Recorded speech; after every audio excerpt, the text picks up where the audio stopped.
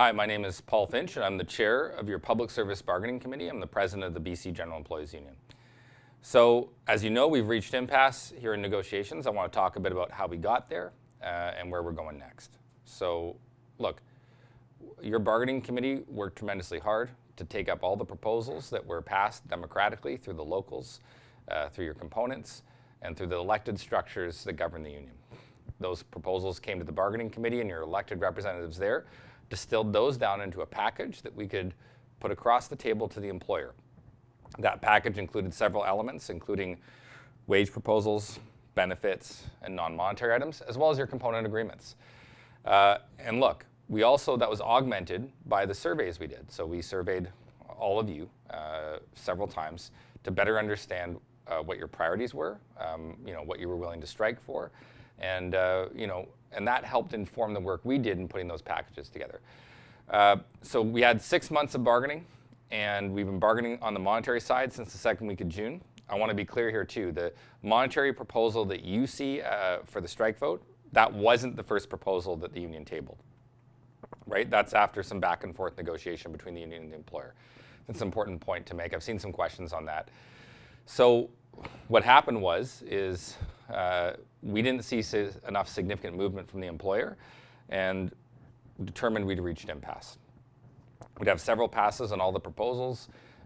We weren't seeing any significant movement from the employer on the monetary side, based really from their first offer. We saw some movement, not a lot. And so we determined that we needed an enhanced mandate from you, from the membership, to show that we were serious about getting an agreement that addresses your affordability concerns. So here's the next steps. We're going to take a strike vote after we do a period of education, which we're doing now. That strike vote will open on August 11th, and then it'll close on August 29th. The reason it's that long is we need to be able to fully educate our membership so that all of you know what you're voting on. We also need to be able to basically communicate clearly to our membership that a vote is happening, ensure that everyone who is eligible to vote gets the opportunity to vote. That's why it's such a long period for the vote to be open. After that, what we will do is we'll have that strike mandate in hand, hopefully, and we'll go back and see if the employer is willing to substantively move on its proposals or on some of the proposals that we presented. And so that's going to be our first order of business, really, is to see if we can go back to the table. If the employer is not willing to do that, then we'll commence job action. And that can look like a lot of different things. We'll be in touch with you to describe more in the future about what that would look like. But fundamentally, that doesn't necessarily look like everyone's all out and strike at once. It can start with small things like an overtime ban or a targeted strike action in a particular ministry or a series of work sites. So there's many different things that can happen from there. But for now, what we're asking is for everyone to focus on the strike vote.